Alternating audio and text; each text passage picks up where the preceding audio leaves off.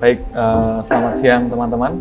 Ya, Ya, terima kasih atas kehadirannya. Hari ini kita akan melanjutkan diskusi filsafat dengan tema yang baru ya.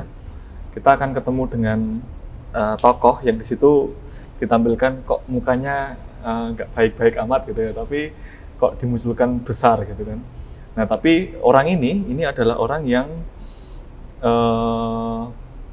menjadi legenda hidup di filsafat. Jadi dia sekarang masih hidup gitu ya. Usianya sudah cukup sepuh, tetapi pengaruhnya dalam banyak bidang kajian itu sangat besar. Jadi nanti kalau teman-teman itu gabung dengan fakultas komunikasi misalkan, atau gabung dengan fakultas politik, ilmu politik, fakultas ilmu sosial, nah nanti nama orang ini akan nyantel juga di sana. Karena pengaruh pemikirannya itu bukan hanya tentang filsafat, tapi juga hampir semua ilmu-ilmu sosial humaniora itu dipengaruhi oleh cara berpikirnya dia dan apa yang dia usulkan gitu ya. Nah, orang ini namanya Jürgen Habermas, orang Jerman ya. Beliau adalah tokoh filsafat, tokoh politik, tokoh ilmu politik, tokoh ilmu sosial, tokoh ilmu komunikasi gitu ya, yang nanti ide-idenya itu akan menginspirasi banyak orang, termasuk juga menginspirasi banyak negara gitu ya, untuk bisa gimana caranya mengakomodasi ide-idenya dia dalam sistem kenegaraan. Nah, tapi di episode kali ini ya, kita akan secara khusus bicara soal pemikiran Habermas yang besar dan luas itu, tapi yang kita batasi di sini adalah kita akan bicara soal etikanya. Ya, temanya maka untuk kali ini adalah etika diskursus. Salah satu idenya Habermas memang terkait dengan etika. Nanti kita akan lihat beberapa hal yang menjadi pembahasan dari Habermas. Oke, pertama, untuk menuju pada pokok bahasan tentang etikanya Habermas, kita harus mulai dulu nih dari titik awal ketika dulu kita pertama kali ngobrol etika gitu ya. Bahwa etika itu merupakan refleksi atau analisis kritis mengenai nilai, sikap atau tindakan. Nilai sikap atau tindakan. Jadi kalau ada tindakan seperti ini, bagaimana kita merefleksikan nilai tindakanmu itu baik atau buruk misalkan. Itu ya, dasarnya terkait dengan bagaimana kita merefleksikan, itu artinya kita perlu memikirkan gitu ya. Bagaimana tindakan itu bisa kita tentukan baik buruknya. Termasuk juga bukan hanya merefleksikan nilai sikap atau tindakan. Dalam etika kita juga merefleksikan moralitas. Jadi sesuatu yang kita anggap umum itu dalam etika perlu kita pikirkan kembali untuk memastikan bahwa hal-hal yang kita anggap baik ya secara umum itu ya kalau diperiksa lagi gitu ya bisa dipastikan bahwa dia masih baik gitu ya, cukup baik dan bisa bertahan. Termasuk juga norma-norma hukum bahkan. Jadi etika itu sesuatu yang bisa merefleksikan hukum, mempertanyakan kaidah-kaidah yang dibentuk di balik hukum. Nah, kalau begitu, kalau etika itu adalah ilmu yang merefleksikan tentang nilai, moralitas dan norma, secara khusus nanti Habermas akan mengajukan pertanyaan-pertanyaan mendasar ya yang akan dia jawab itu, tentang kalau kita nih mau bikin suatu norma, aturan gitu ya, atau mau bikin suatu hukum, bagaimana sebaiknya hukum itu dibentuk, diproses. Oke. Jadi katakanlah di kelas ini ya, kita mau bikin aturan bersama nih, maka sebaiknya aturan itu diprosesnya seperti apa? Itu pertanyaan pertamanya Habermas. Jadi dia secara khusus gak membahas apa itu etika atau apa itu baik, tetapi bagaimana yang baik itu diproses juga. Bagaimana kita bisa menentukan nilai, aturan tentang baik dan buruk. Lalu, apakah moralitas, norma, hukum yang sekarang ada itu sudah dibentuk dengan cara yang adil dan tepat? Itu ya. Indikatornya apa? Suatu hukum bisa dikatakan adil dan tepat. Dasarnya apa? Lalu bagaimana kita ketika berhadapan dengan banyaknya norma-norma di sekitar kita, yang kadang-kadang norma yang satu itu berbeda dengan norma yang lain, bahkan bertentangan. Nah, itu kan susah kan kalau kita berhadapan dengan kayak gitu, dan banyak di sekitar kita. Kalau kata ibuku seperti ini, kalau kata temanku seperti ini, kalau kata guruku seperti ini. Beda-beda semua. Gitu ya. Nah, berhadapan dengan banyaknya nilai-nilai di sekitar kita ini, sebaiknya kita gimana ya? Apa yang bisa kita usahakan? Apalagi kalau nanti antar nilai itu seringkali juga memunculkan konflik-konflik. Berhadapan dengan konflik antar nilai itu tadi, antar norma itu tadi, apa yang bisa kita lakukan? Oke? Lalu, bagaimana jika norma yang kita miliki tidak lagi memadai atau relevan untuk hidup bersama kita? Tidak dipungkiri ya, beberapa kenyataan baru kadang-kadang membuat kita harus memikirkan kembali norma-norma, aturan yang ada di sekitar kita. Contoh yang paling gampang itu ketika pandemi, ya kan? Dulu sebelum pandemi kan jelas ya, kalau misalkan teman-teman mengikuti pembelajaran di kelas, aturan yang pokok itu adalah teman-teman tidak boleh memakai gadget gitu ya, atau menggunakan gadget di kelas. Tetapi ketika pandemi, teman-teman nggak bisa masuk kelas, justru gadget itu menjadi sentral gitu ya, menjadi senternya pembelajaran. Artinya norma yang tadi dulunya itu teman-teman ketika pembelajaran nggak boleh pakai gadget, harus hadir di kelas, ya kan? Itu harus berubah kan? Nah, maka mari kita pikirkan bahwa banyak norma yang sebenarnya perlu kita refleksikan kembali. Apakah masih oke untuk diberlakukan dalam hidup bersama kita? Kalau kita ketemu dengan norma-norma yang sudah tidak relevan lagi, tidak memadai lagi untuk hidup bersama kita, apa yang bisa kita lakukan? Oke, pertanyaannya Habermas, susah ya? Oke, minimal mari kita diskusi salah satu pertanyaan itu, yang nanti saya rasa juga menjadi sentralnya atau pusat pemikirannya Habermas. Menurut teman-teman, kalau misalkan kita mau bikin aturan, gimana caranya sih kita bikin aturan untuk hidup bersama kita ini? Katakanlah kita mau bikin kelompok nih, atau paguyuban, atau apalah namanya ya, geng. Kira-kira nanti aturannya itu kita tentukan dengan cara apa? Ya, aturannya sebagian besar orangnya harus setuju tentang sama aturannya. Oke, sebagian besar orangnya harus setuju. Tetapi siapa yang akan mengusulkan aturan itu? Baik, dalam demokrasi memang itu ya, salah satu poin yang sangat bagus. Bahwa aturan itu harus disetujui oleh banyak pihak, sebagian besar dari banyak pihak ini. Lalu siapa yang bisa mengusulkan kira-kira? Menurut saya, semua pihak bisa mengusulkan. Dan yang paling efektif itu bagaimana jika kita mengamati. Dari kita mengamati apa yang terjadi di kelompok itu, kita juga bisa, siapapun yang di kelompok itu juga bisa memunculkan bagaimana peraturan-peraturan yang baru itu yang efisien. Karena misalnya orang ini di kelompok ini suka buang sepatu sembarangan, karena teman-temannya mengamati, jadi melihat, oh ini ngeselin ini buang sepatunya sembarangan, minimal ditata dulu biar rapi. Nah, disitulah peraturan terjadi. Oke, jadi siapapun bisa mengusulkan berdasarkan pengamatan-pengamatan atas hidup bersama gitu ya. Ya. Mana yang sebaiknya dilakukan, mana yang tidak boleh dilakukan. Oke, poin yang menarik sekali. Ada yang teman-teman yang mengusulkan tentang aturan? Tidak perlu takut salah ya, santai aja. Kalau dibuat secara sepihak. Oke, itu ada pilihan itu juga ya. Bisa silakan diungkapkan aja. Misal dibuat secara sepihak karena dilihat dari kondisinya itu yang tidak memungkinkan untuk musyawarah atau didemokrasikan gitu. Oke, ketika ada situasi di mana demokrasi itu tidak dimungkinkan, maka bisa jadi keputusan diambil oleh sepihak gitu ya. Mungkin pihak yang berkuasa, mungkin orang yang harus take responsibility gitu ya untuk kelompok ini. Itu salah satu pilihan juga. Dan banyak dari aturan-aturan hidup bersama yang ditentukan juga oleh satu atau pihak tertentu ya, satu pihak yang kemudian menentukan hidup bersama kita.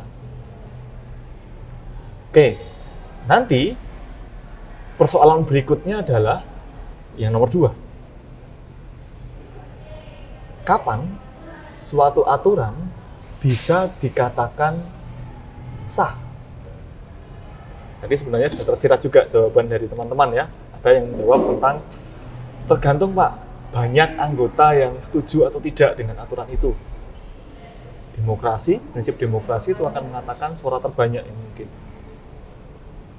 Tapi sekarang pertanyaannya, kapan suatu aturan, kalau misalkan ada aturan nih yang diusulkan oleh teman-teman, kira-kira mana yang bisa kita anggap sebagai aturan ini sah, aturan ini tidak sah? Atau aturan ini bisa diterima, aturan ini tidak bisa diterima? Mau nggak teman-teman? Kalau misalkan ya, saya bikin aturan untuk kelas kita gitu ya. Aturan itu nantinya mengharuskan teman-teman untuk membawa makanan gitu ya. Lalu makanan itu dibawa untuk saya. Atau teman-teman ada aturan nih ya, baru nanti pokoknya teman-teman harus memberikan sejumlah uang besar gitu ya untuk seseorang dari Anda yang berkuasa. Mau nggak teman-teman?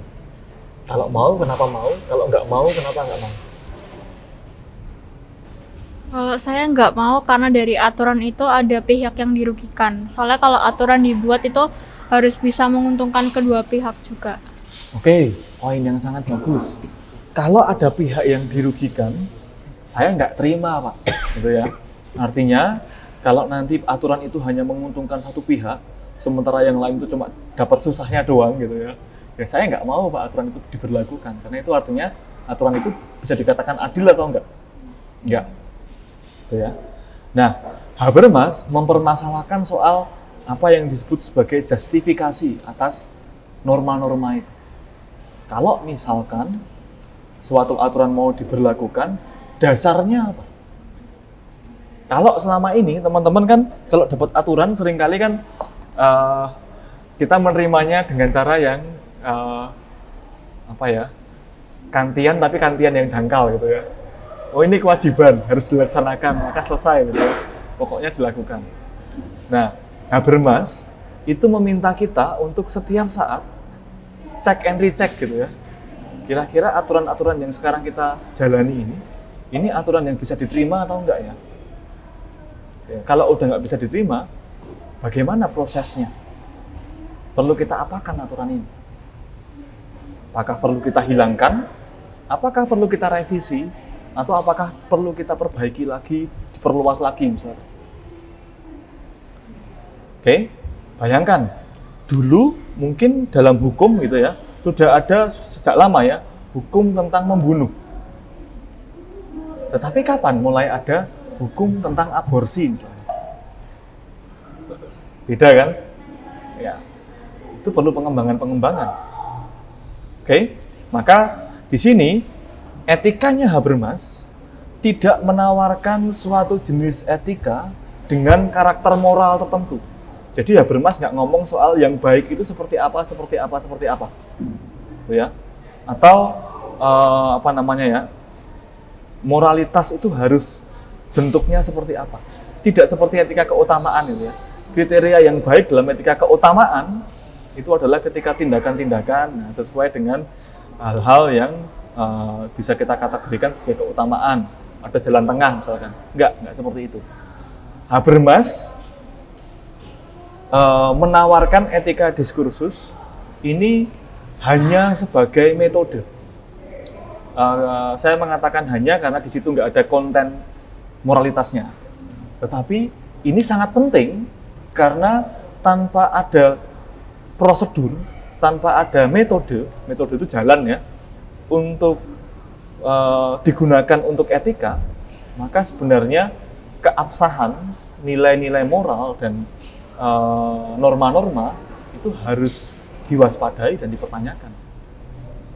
Maka Habermas mengusulkan etika diskursus. Apa itu etika diskursus? Sebuah prosedur, metode, jalan untuk menentukan kalau kita mau menyusun norma itu normanya seperti apa, dasarnya apa. Oke. Pendekatan yang dilakukan dalam etika diskursus berpusat pada salah satu kemampuan mendasar manusia yang unik dan luar biasa. Apa itu? Kemampuan komunikasi. Kenapa saya mengatakan komunikasinya manusia itu unik dan luar biasa? Karena manusia bisa memunculkan komunikasi dalam bentuk simbol, ya, yang itu tidak ada dalam makhluk-makhluk yang lain. Makhluk lain itu dengan tanda, gitu ya, emosional, sementara manusia itu dengan simbol yang bisa beda antar wilayah, gitu ya. Nah, selain itu Habermas termotivasi juga ya dengan pencarian metode yang tepat untuk menyelesaikan konflik tanpa banyak konflik. Kalau selama ini ya seringkali ketika ada perang lalu kemudian ada penindasan, itu berujung pada penindasan berikutnya, dibalas dengan penindasan yang lain, dibalas dengan revolusi dan bentuknya penindasan, gitu ya. Maka kita perlu nih cari cara supaya kita nggak perlu melakukan pertumpahan darah terus-menerus gara-gara konflik moralitas atau konflik nilai. Maka salah satu prosedur yang paling mungkin untuk mengurangi potensi kekerasan itu adalah prosedur komunikasi. Ya. Dan ini juga berangkat dari motivasi pribadinya Habermas ya. Kalau beberapa ahli itu mengatakan bahwa Habermas itu memang punya obsesi gitu ya terhadap komunikasi. Kalau teman-teman perhatikan, mohon maaf, Habermas ini sebenarnya sedikit berkebutuhan khusus ya, karena bibirnya sedikit sumbing gitu ya, sehingga dia kesulitan untuk melakukan komunikasi dalam bentuk lisan ya. Itu kenapa nanti kebanyakan ide-ide Habermas itu dituangkan dalam buku yang banyak sekali jumlahnya dengan tema yang sangat luas. Dan dia punya kecenderungan untuk bagaimana caranya supaya komunikasi ini, wacana tentang komunikasi ini dikembangkan, dipahami dan menjadi dasar bagi banyak hal. Oke. Maka dasarnya adalah komunikasi, etika, proses refleksi moral itu harus diproses juga melalui komunikasi. Maka nama etika diskursus itu sebenarnya mengandaikan bahwa suatu hal gitu ya, itu perlu dibahas, dipertimbangkan dengan komunikasi. Diskursus sendiri itu merupakan gambaran tentang suatu proses diskusi gitu ya, yang ini menjadi sentral di masyarakat dan seringkali ini ditempatkan untuk ngefek ya dalam masyarakat menentukan tujuannya. Jadi kalau teman-teman ngomong soal diskursus ini, kita bisa ngomong padanan katanya itu wacana. Wacana apa yang sedang ramai sekarang? Oh, sekarang sedang ramai tentang kasus kepolisian misalkan. Ramai tentang kasus apa misalkan. Nah, itu bisa disebut sebagai hal-hal yang banyak dibicarakan oleh masyarakat bisa dikatakan sebagai diskursus. Tuh ya. Tetapi diskursusnya Habermas, dia berharap diskursus ini bukan hanya diarahkan dalam obrolan yang alor ngidul gitu ya. Tetapi dia mengharapkan supaya diskursus ini bisa mendorong sesuatu yang terkait dengan pemahaman norma dan moralitas dari masyarakat. Oke. Maka etika diskursus di sini tidak sama dengan etika tradisional, seperti gambarannya etika keutamaannya Aristoteles misalkan, atau etika kewajibannya Immanuel Kant misalkan, atau utilitarianismenya siapa kemarin, John Stuart Mill misalkan, yang andaiannya itu berangkat dari sesuatu yang ditentukan oleh subjek gitu ya, secara a priori, secara tanpa pengalaman.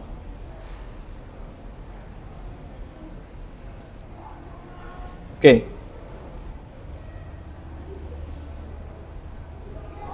Etika diskursus tidak menjawab pertanyaan mengapa seseorang harus bertindak moral. Etika diskursus tidak menghasilkan jawaban siap pakai soal moralitas. Yang baik seperti apa, yang buruk seperti apa. Nggak ada jawaban langsung ya. Etika diskursus lebih merupakan metode untuk memastikan kembali arti norma-norma moral yang dipertanyakan. Maka yang paling penting adalah prosedurnya gimana supaya kita bisa menentukan yang baik dan yang buruk, supaya bisa adil tadi ya, supaya bisa kita justifikasi, kita tentukan bahwa ini memang baik dan mendasar. Nah, ini bagi teman-teman yang kritis terhadap aturan ya, nah ini harus yang digunakan yang seperti ini gitu ya. Gimana caranya kalau ada aturan-aturan yang selama ini mungkin seringkali mengganjal, ya teman-teman harus pertanyakan dengan prosedur tertentu juga, dengan cara komunikatif. Gitu ya.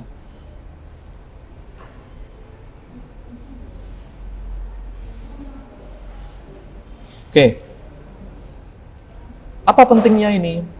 Penentuan nilai-nilai moral seringkali itu ditentukan oleh subjek moral secara pribadi. Maksudnya, dia ditentukan oleh para pelaku moral. Lalu cara menentukannya itu ya udah berdasarkan pengalaman-pengalaman subjektif. Tadi ya.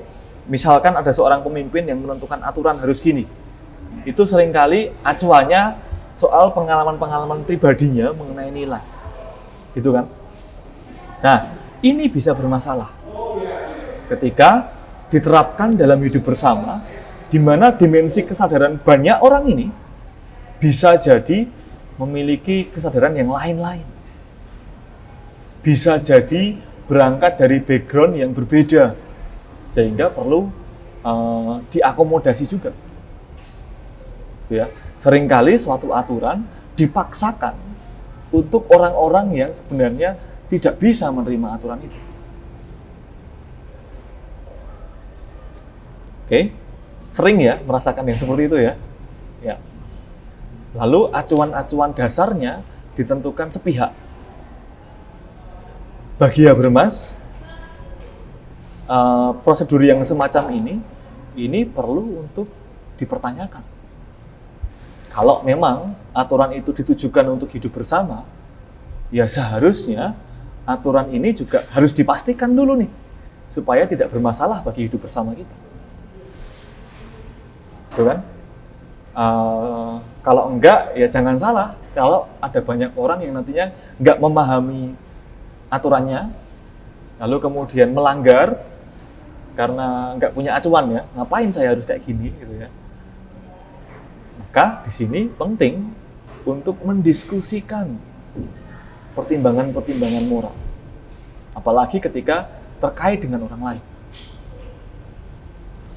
Dan diskusi yang diharapkan oleh Habermas itu adalah diskusi yang menekankan aspek-aspek intersubjektif. Maksudnya gini, kalau saya ngomong dengan Anda, dengan Frey misalnya, maka yang saya lakukan itu adalah saya akan memperlakukan Frey sebagai partner komunikasi saya. Sebagai partner, maka asumsinya saya dan Frey sama-sama subjek. Oke? Boleh mengungkapkan pendapat, boleh mengkritisi pendapat dari orang yang satu, boleh menyampaikan perspektif-perspektif lain yang dikuasai. Pokoknya diskusi itu harus bebas, tidak boleh ada paksaan-paksaan, tidak boleh ada ancaman sesuatu yang mengancammu sehingga kamu takut ngomong. Oke? Nah, dengan demikian, nanti ungkapan-ungkapan yang muncul dalam proses diskusi diharapkan bisa didasarkan pada apa? Pada ini rasional atau tidak. Oke. Dalam komunikasi sehari-hari, kira-kira teman-teman menggunakan model ini enggak? Ya, kalau dengan siapa? Dengan temannya, kelompok mungkin? Iya ya. Tapi apakah dalam semua bentuk komunikasi teman-teman menggunakan model ini? Enggak. Kalau komunikasi dengan siapa yang nggak bisa menggunakan model ini? Atasan Oke, atasan, atau guru, guru, kepala sekolah. kepala sekolah, gitu ya. Eh, Bias-bias tentang jabatan, status sosial, lalu apa namanya, perbedaan pangkat, gitu ya. Itu memang sering bagi Habermas ya, sering menjadi penghalang bagi komunikasi. Tetapi bukan berarti itu harus dimusnahkan, itu enggak. Habermas menganggap bahwa dalam aspek tertentu itu juga penting. Supaya apa? Supaya kalau misalkan dalam sekolah misalkan ya, komunikasi bisa berjalan dengan efisien. Coba bayangkan kalau di kelas gitu ya, semua ngomong gitu kan. Lalu kemudian guru nggak bisa mengucapkan sesuatu karena semuanya ngomong duluan gitu kan. Nah maka dalam aspek tertentu ada aspek-aspek yang terkait dengan efektif efisien. Namanya dalam sistem begitu ya. Tetapi kalau misalkan semua komunikasi itu terhalang seperti itu, nah itu jadi masalah. Oke, ketika nanti misalkan ya ada seorang guru yang diktator gitu ya, totaliter, semua nggak boleh berpendapat, yang benar hanyalah dia, itu pasti akan ada banyak masalah. Atau kalau orang nggak berani ngomong, diam-diam ada banyak masalah. Tuh ya, negara-negara seperti Korea Utara, misalkan, lalu rezim-rezim diktator di masa lampau, itu sering loh, gara-gara kayak gitu, gara-gara ditutupnya pintu komunikasi, itu ada banyak masalah yang diam-diam atau katakanlah tersembunyi ya, gara-gara banyak yang nggak berani ngomong.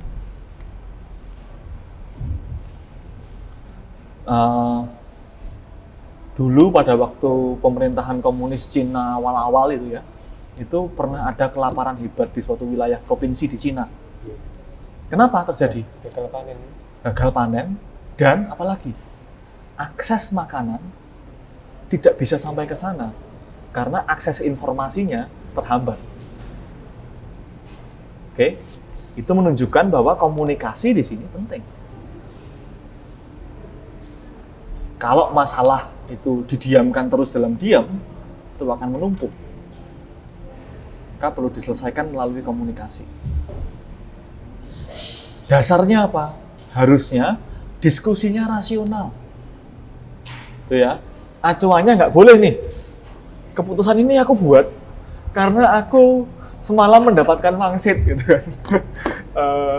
Dari apa namanya penampakan gitu ya, dari seorang saya tahu siapa ya, tentang bahwa pokoknya sekarang kita harus kayak gini. Oke, bisa nggak kamu nerima kalau aturan itu dasarnya itu tadi? Tergantung aturannya ya. Kalau aturannya masih bisa diterima, oke. Tapi kalau aturannya sembarangan, lalu klaimnya itu dari wangsit, ya gimana? Jangan salah ya, di tempat kita yang seperti itu sering jadi klaim. Contoh, pada waktu awal pandemi itu, kepercayaan bahwa orang Indonesia itu kebal pandemi gitu ya, karena beriman dan lain-lain, itu kuat sekali. Bahkan pejabat publik ada yang ngomong soal itu. Dan itu mengakibatkan apa?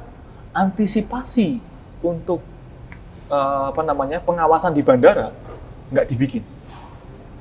Untuk memperketat pengawasan di bandara kurang disiplin gitu ya. Karena andainya tadi orang Indonesia itu kebal COVID gitu. Lalu kemudian terjadilah wabah yang mulai banyak sekali ya.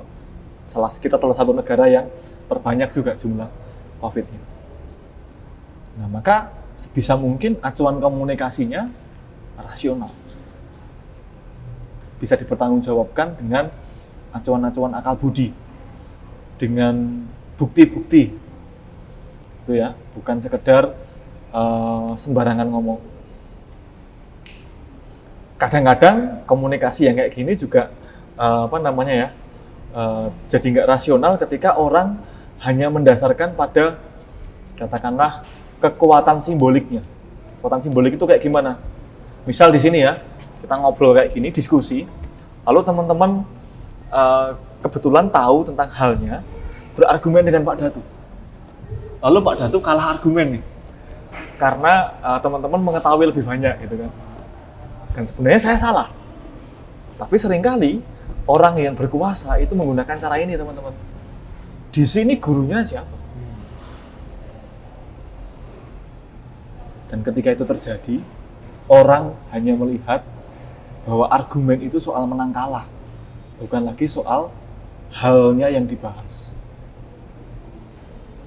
Oke? Nah, ini juga kemacetan komunikasi. Kemacetan komunikasi.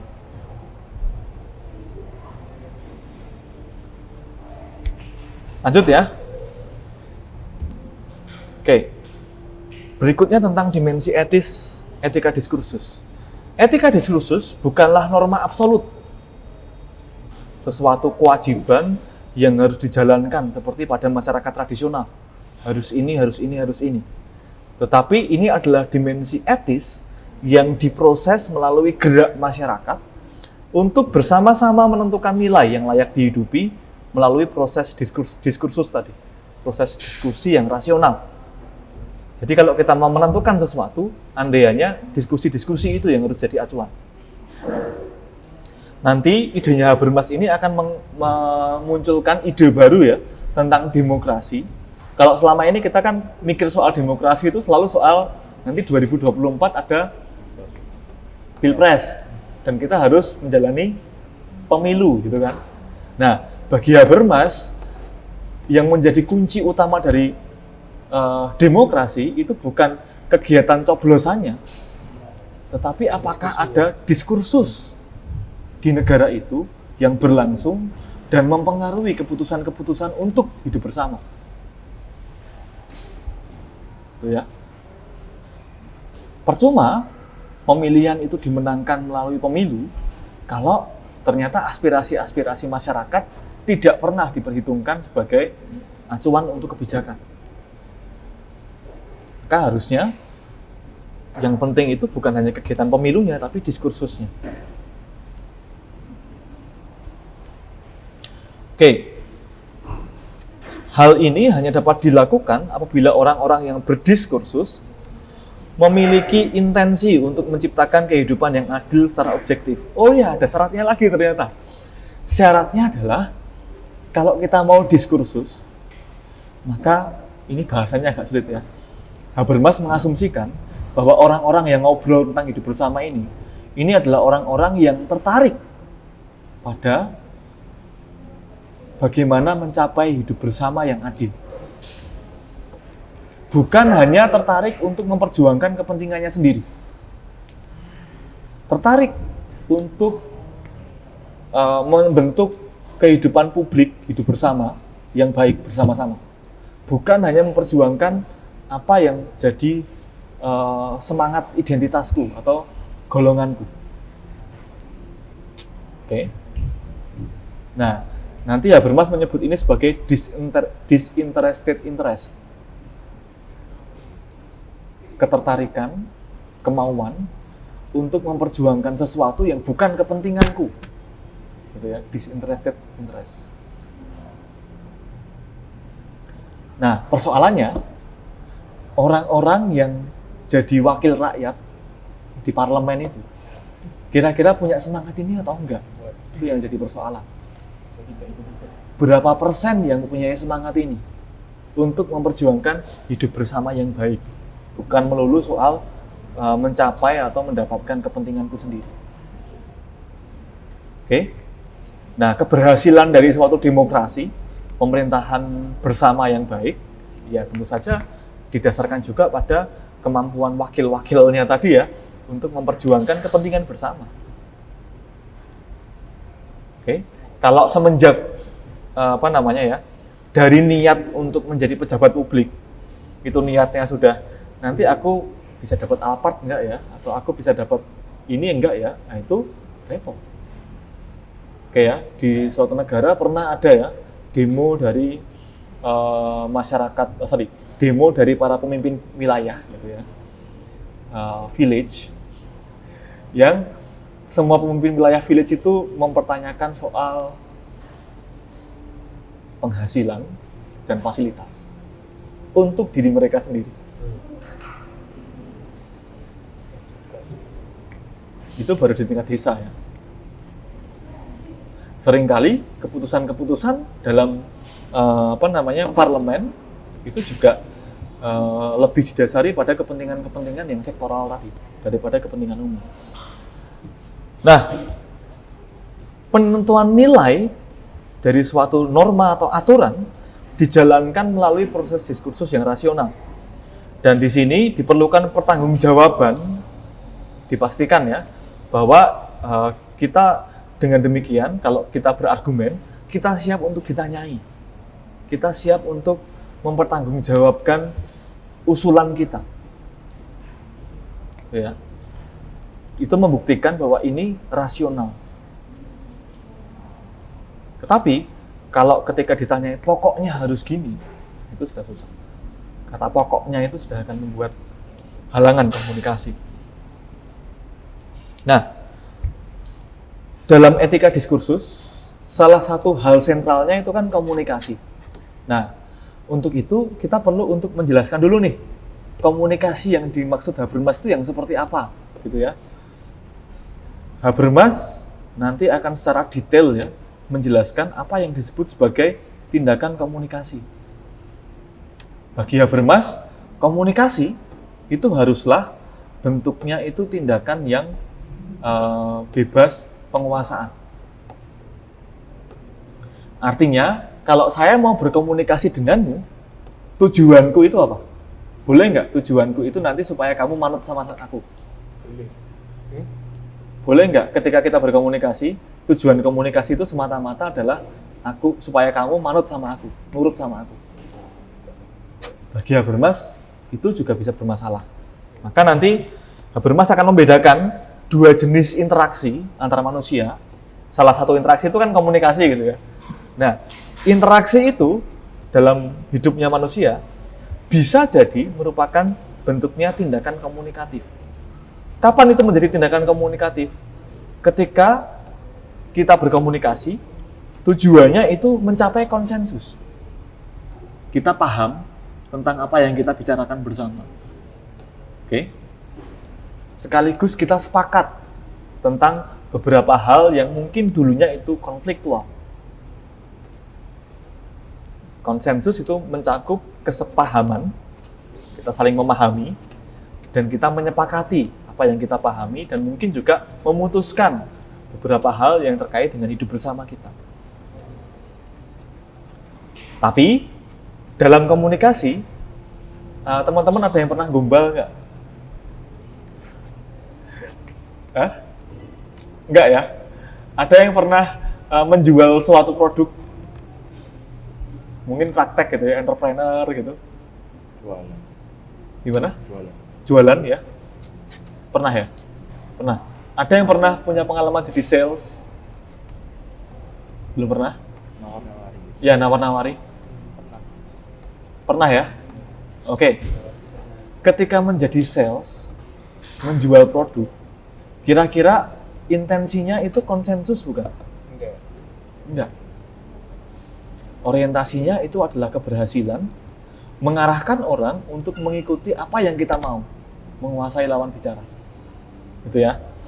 Maka kalau kita ngomong soal hidup publik, harapannya Habermas yang terjadi itu bukan tindakan strategis. Tindakan strategis boleh digunakan nggak? Boleh. Tetapi bukan dalam konteks hidup publik. Gitu ya. Untuk hidup publik. Nah, tindakan komunikatif dengan demikian, kalau mau ngomong soal hidup bersama, itu lebih mendasar dan lebih pas untuk menghasilkan mekanisme pengaturan masyarakat. Oke. Sementara itu, mari kita lihat komunikasi politik yang terjadi di negara kita misalkan. Kira-kira lebih banyak mana tindakan strategisnya atau tindakan komunikatifnya? Apakah komunikasi tujuannya itu adalah kemenangan pihakku atau hidup bersama yang baik? Pertanyaan strategis. Oke, kita sering melihat dan mendengar yang strategis. Kalau begitu, nanti besar kemungkinan ada banyak hal-hal rasional ya, yang tidak bisa diakomodasi karena sudah buru-buru strategis duluan.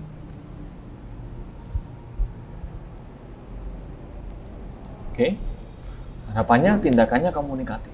Nanti setelah ini kita akan membahas ya acuan-acuan apa yang bisa kita gunakan untuk tindakan komunikatif. Tapi kita refleksikan dulu nih dengan hal-hal sederhana teman-teman tentang komunikasi tadi ya.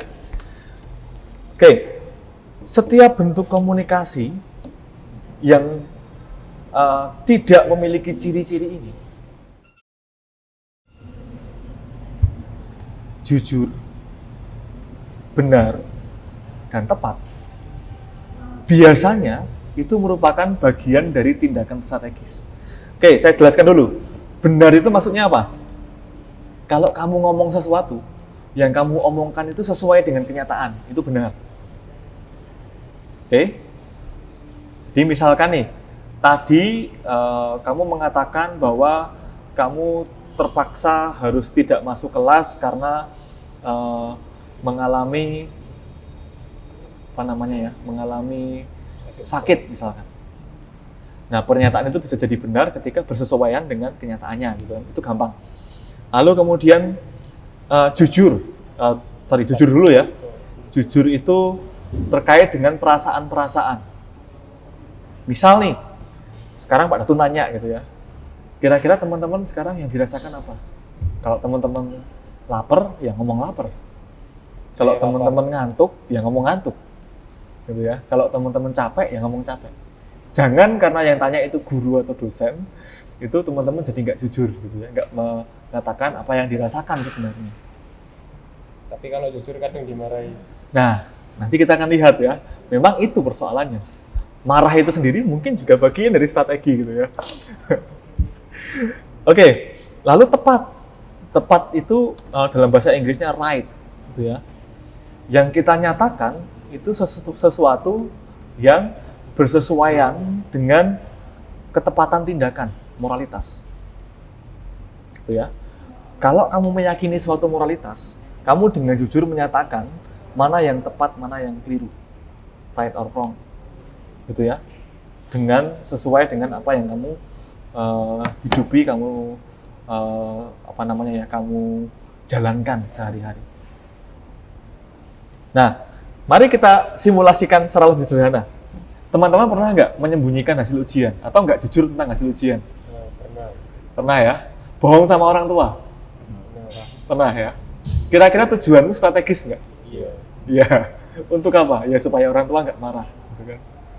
Nah, itu menunjukkan bahwa setiap bentuk komunikasi yang tidak muncul dari klaim-klaim yang sahih ini sebenarnya bukanlah bentuk komunikasi yang mendasar, tetapi itu adalah bentuk-bentuk strategi kita ya, untuk menguasai lawan bicara, mengarahkan lawan bicara. Nanti ketika jam 1 lebih gitu ya, Pak Datu tanya gitu kan, teman-teman ada pertanyaan nggak gitu kan, diam semua. Itu bisa jadi diammu itu adalah bentuk interaksi strategis. Takut salah. Ya, supaya cepat pulang gitu kan. Itu contohnya ya, bagaimana suatu tindakan komunikatif harus memenuhi syarat-syarat ini. Kalau enggak, pastilah strategis. Kalau teman-teman ketemu dengan pacarnya teman-teman, lalu kemudian ngomong bahwa kamu cantik atau kamu ganteng gitu ya. Nah, bisa jadi itu juga strategis gitu kan, kalau itu nggak sesuai dengan kenyataannya misalnya. Oke, maka selain syarat-syarat kesahihan ini, Habermas juga menawarkan bagaimana supaya percakapan itu jadi percakapan yang enak, yang ideal, yang memungkinkan tindakan komunikatif terjadi. Oke, bagi Habermas penting untuk menciptakan suasana di mana semua peserta mempunyai peluang yang sama untuk memulai diskusi. Jadi meskipun Pak Datu guru, teman-teman murid, nah kita dalam forum diskusi tentang hidup bersama, masing-masing punya punya hak gitu ya, untuk mengemukakan argumen dan mengkritik argumen yang lain. di beberapa kelas yang saya ampu gitu ya, mungkin di sini juga pernah ya, waktu awal-awal dulu, saya selalu bilang begini, supaya teman-teman berani ngomong gitu ya, anggap saya itu bukan dosenmu, tapi temanmu yang sok tahu gitu ya.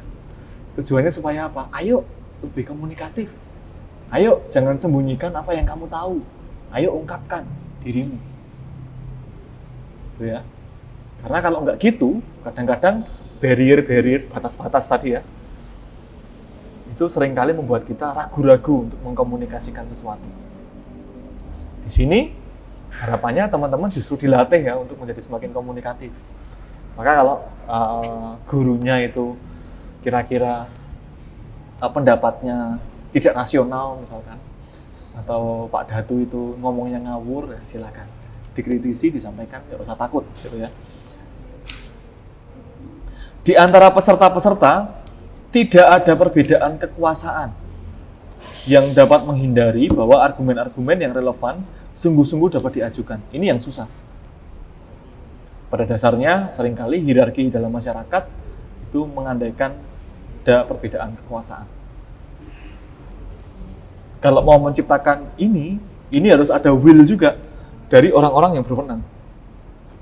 Gimana caranya supaya guru misalkan, atau katakanlah pejabat publik gitu ya, itu bisa menciptakan apa ya, ambience atau suasana yang lebih komunikatif gitu kan, ya dengan lebih dekat, lebih sering ngobrol, nggak siap untuk menerima perbedaan pendapat gitu ya, nggak ngecingan gitu kan, seringkali kan gitu kan yang susah gitu. Semua peserta mengungkapkan pemikirannya dengan ikhlas, sehingga tidak mungkin terjadi yang satu memanipulasi yang lain tanpa disadari. Ingat tadi, ketika ada manipulasi, di situ sudah ada unsur strategis. Oke, lalu di sini ya, etika diskursus sekali lagi ini juga sangat penting untuk berhadapan dengan situasi-situasi yang terkait dengan konflik moral. Bahwa sekarang kita hidup dalam tatanan hidup di mana norma-norma itu nggak semuanya seragam, ya kan? Nilai-nilai tentang hidup bersama itu satu sama lain seringkali mengatakan hal yang berbeda. Nah, maka harapannya Habermas bisa mengatasi konflik-konflik moral ini dengan apa yang disebut sebagai universalisasi. Misalnya ya, kalau misalkan kita punya aturan, ternyata nanti Marsha itu mengatakan bahwa saya tidak lagi bisa menerima aturan ini karena alasannya, argumennya, aturan ini nggak lagi relevan sekarang, itu kan? Maka yang perlu kita lakukan apa? Kita perlu untuk mengakomodasi idenya Marsha. Apakah kritik-kritik Marsha terhadap aturan ini masuk akal atau enggak? Kalau ini masuk akal, gimana caranya supaya kita bisa mengakomodasi supaya aturan ini bisa mendapat atau katakanlah menampung idenya Marsha. Oke, tapi seringkali yang terjadi ya di Indonesia, aksi-aksi untuk memprotes suatu kebijakan atau aturan itu juga nggak komunikatif, teman-teman.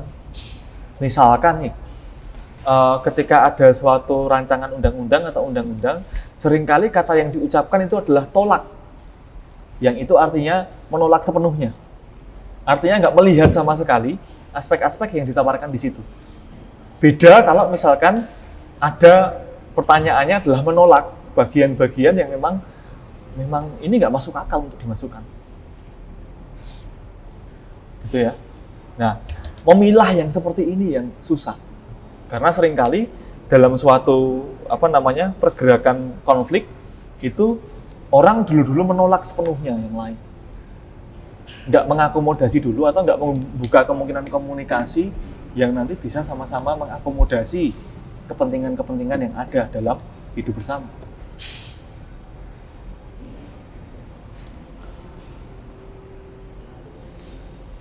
Oke, sampai sini ada yang mau ditanyakan dulu?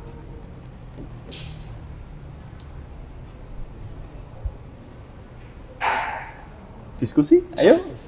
Ini ngobrol soal tindakan komunikatif ya. Ya ini strategis ya. Masih mikir ya. Oke, silakan dipikirkan, direfleksikan, diucapkan kalau ada keberatan. Karena ada banyak kelemahan loh di teori ini.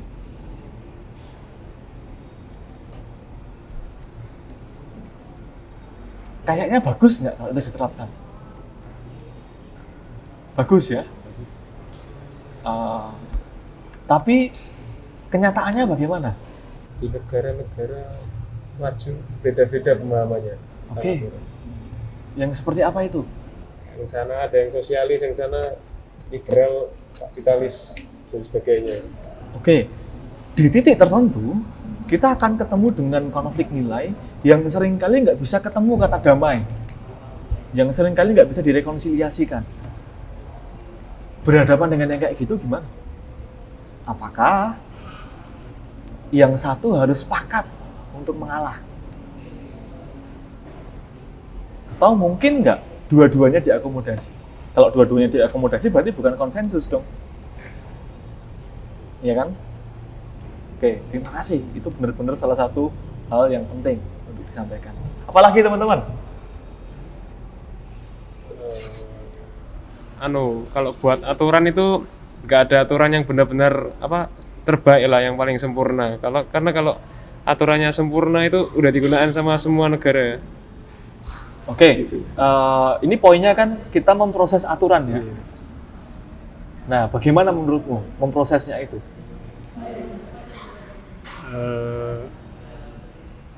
Misal nih ya, negara kita ini kan negara yang penduduknya 300 juta nih. Mungkin masing-masing punya pendapat, ada yang sama, ada yang beda gitu ya. Bisa nggak kita mengakomodasi kepentingan dari 300 juta manusia ini dengan cara diskursus itu? Hidup bersama 300 juta manusia. Ya mungkin akan butuh waktu yang sangat lama ya, sampai diskursus itu bisa matang gitu. Oke, silakan mau disampaikan. Seharusnya bisa sih dengan komunikasi. Oke.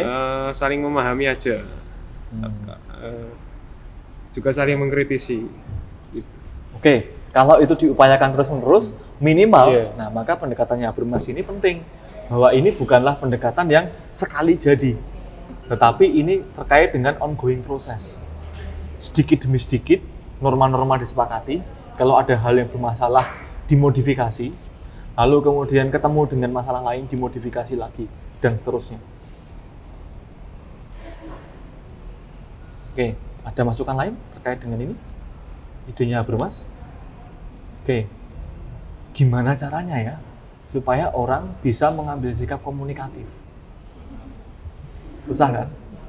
Nah, nanti yang seperti ini jadi persoalan-persoalan yang dipertanyakan berikutnya. Bahwa untuk bisa komunikatif itu nggak sangat mudah, teman-teman. Bahkan ketika saya ada katanya ya, ada di lingkungan yang setara, itu pun nggak mudah. Gitu.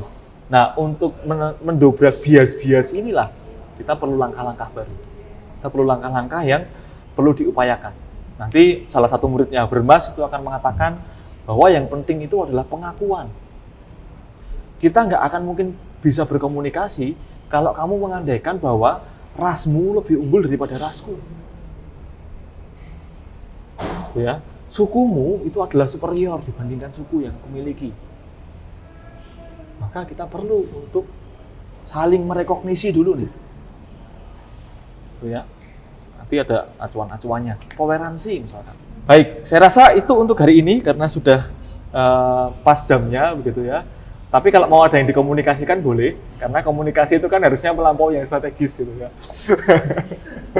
Silakan teman-teman kalau ada yang masih mau dikomunikasikan.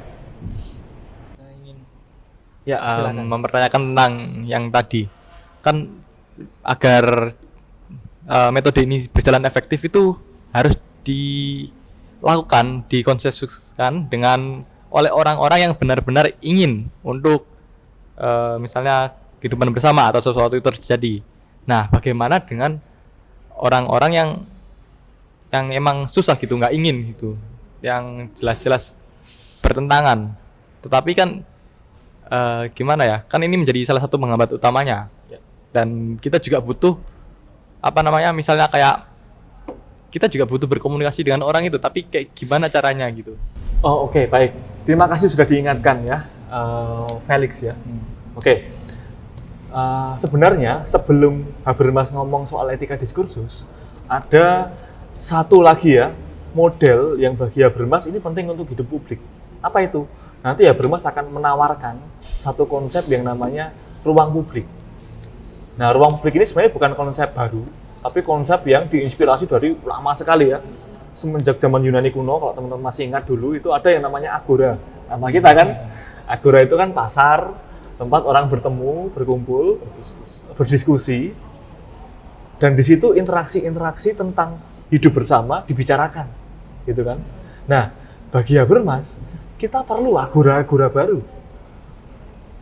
gitu ya. Kita perlu ruang di mana orang sadar bahwa hidupnya itu punya dua konteks, yaitu konteks privat dan konteks publik. Gitu ya. Kita hidup punya kebebasan, punya preferensi pribadi, pilihan-pilihan pribadi, tetapi kita juga sekaligus hidup bersama nih. Nah, dalam konteks hidup bersama ini, kita perlu menyadari bersama juga bahwa tujuan mendasar hidup bersama kita itu kan pastilah kebaikan bersama. Ya. Ketika kamu gabung dengan suatu komunitas, pastilah kamu ingin komunitas itu bisa membuat hidup kita bersama jadi semakin baik. Nah, acuan-acuan itu yang menjadi dasar-dasar normatif sih dari Habermas untuk disadari. Meskipun Habermas juga menyebut sekarang itu kita krisis ruang publiknya. Kenapa? Karena ada begitu banyak kepentingan-kepentingan kekuasaan yang sudah mencemari ruang publik. Termasuk juga kepentingan-kepentingan untuk mendapatkan modal misalkan, yang seringkali mencemari ruang publik. Sehingga untuk mendapatkan ruang publik yang ideal itu tadi nggak gampang, gitu ya, nggak gampang. Silakan, mungkin ada yang mau berpendapat.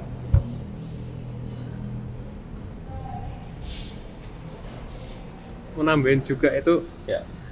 ruang-ruang diskusi sekarang juga emang sudah mulai berkurang itu gara-gara juga pendapat orang lain tentang diri kita. Jadi misal si A ini salah ngomong atau dia itu pendapatnya tidak sesuai banyak orang, dia langsung saja dihujat sama banyak orang. Dia jadi minder gitu. Oke. Kalau kita ngomong soal itu, kita bisa ngomong soal ruang publik baru ya, yang muncul di era komunikasi ya, yaitu ruang publik virtual. Oke? Di situ ada sosmed, ada Twitter, ada Instagram, TikTok bahkan ya, sekarang juga jadi ruang publik. Nah, coba perhatikan teman-teman. Kira-kira kalau teman-teman baca komen-komen di sosmed itu tindakan komunikatif bukan? Iya. Tindakan komunikatif bukan? Oke, strategis atau komunikatif? Kebanyakan strategis. Kebanyakan strategis. Gitu ya. Mungkin ada yang komunikatif. Tetapi juga ada banyak yang strategis. Yang dibicarakan itu ketika membicarakan satu topik ya, bukan argumen yang bisa menandingi secara rasional ya topik itu, atau bisa membantah topik itu secara rasional, tetapi seringkali yang terjadi adalah yang diserang orangnya. Iya. Yang penting nanti dia drop lalu kalah dalam publik. Nah, yang seperti ini membahayakan. Tetapi keberadaan ruang publik virtual jadi ruang juga kan bagi munculnya narasi TV misalkan, yang bisa mengkomunikasikan kepentingan-kepentingan yang dulu nggak disuarakan. Dan rasional banget itu ya, ketika bikin tentang liputan tentang ini misalkan, tentang demonstrasi dan kerusuhan, mereka sampai bikin ini ya, spot apinya dari sini, di sini ada siapa saja, spot apinya dari sini gitu ya. Termasuk juga soal kebakaran hutan. Itu acuan-acuannya adalah acuan-acuan rasional dengan bukti untuk dikomunikasikan ya di publik. Dan publik yang rasional akan menangkap ini sebagai loh, kayak gini. Dan memang dasar-dasar rasional dari publik itu memang nggak bisa sepenuhnya hilang gitu ya. Kita pasti akan mempertanyakan kalau sesuatu itu tidak beres gitu. Artinya peluang dan tantangan sekaligus. Oke, saya rasa begitu untuk hari ini teman-teman. Terima kasih banyak atas diskusinya. Sampai bertemu lagi di pertemuan-pertemuan berikutnya. Misalkan kita bertemu lagi ya. Terima kasih. Selamat siang, selamat melanjutkan aktivitas. Terima kasih.